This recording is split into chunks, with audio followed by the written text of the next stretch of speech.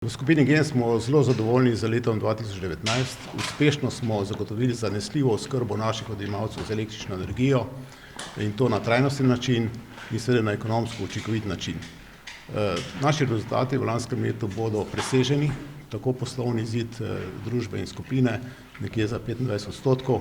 Končali bomo leto z 2,2 milijarde prometa, z 48 milijoni neto čistega dobička skupine, na nivoju družbe 207 milijonov prometa in okoli 26 milijonov neto čistega dobička, pri tem pa izvedli preko 100 milijonov evrov investicij.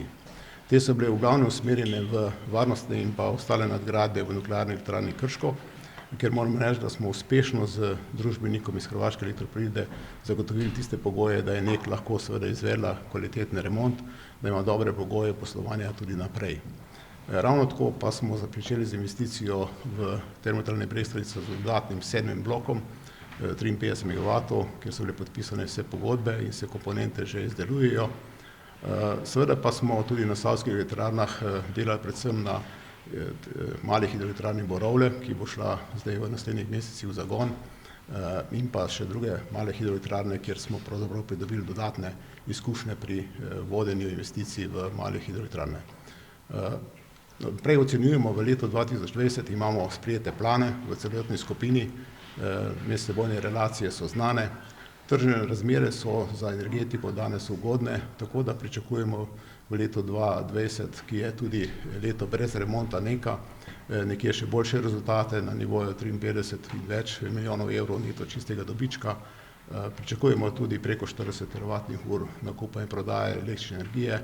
Pričakujemo še močnejšo vertikalno integriranost naše skupine z dodatnimi možnostmi nakupa deležev v hčerinskih družbah naših distribucijskih podjetij in s tem širitev pravzaprav naše dejavnosti med, če tako rečem, investicijsko dejavnosti in pa proizvodnjo, trgovanje in prodajo električne energije. Prav gotovo so naše dejavnosti pripomogle k temu, da saj pridobivamo v slovenski prostor informacije mednarodnih organizacij, ki seveda izrazito poudarjajo pomembnost jedrske energije za dolgoročno zniževanje seveda CO2 odtisa v svetu. Te mednarodne organizacije pričakujejo, da države, in so dali celo neka navodila, da države, ki seveda imajo jedrsko in imajo dobre izkušnje z jedrsko, kar za nas prav gotovo velja, da še naprej seveda skrbijo za tiste predpogoje, da bodo lahko dolgoročno obratovale s tem objekti, da razmišljajo o širitvi teh objektov, da se seveda pojavljajo na svetu države, ki želijo stopiti na jedrsko področje.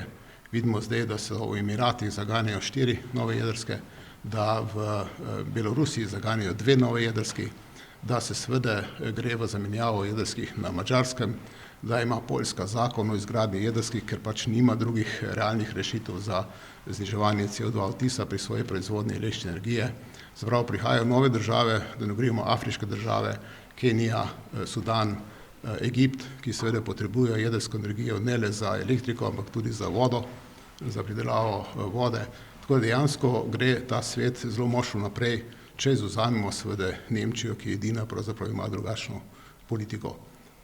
Enostavno tudi OECD države, predvsem pa severnoameriške, Kanada in pa Združene države, dajo veliko subvencij tudi v smeri, da se jedrska industrija zadrži, da se sposobnost in pa znanje zadrži in seveda vlaga v to, da prihaja do novih jedrskih elektrarn in s tem zmanjševanje seveda CO2 odtisa, stabilnost oskrbe, predvsem strateška zanesljiva oskrba in pa seveda primerna, za vse socialne kroge sprejemljiva električna energija. Koliko je Gen energija doslej vložila v pripravo nove nuklearke? Mi smo vložili nekje 16 milijonov evrov, moram pa tle reči, da je tudi tle notor seveda selitev v vasi Vrbina, tako da gre za manjši del v smislu študij in ostalo. Za nas je to relativno majhen znesek glede na obseg investicije. Mi smo preverili preko tega samo glavne parametre, ki so potrebni za novogradnjo v tem prostoru, seveda pa nadaljnji detaljni postopki še sledijo.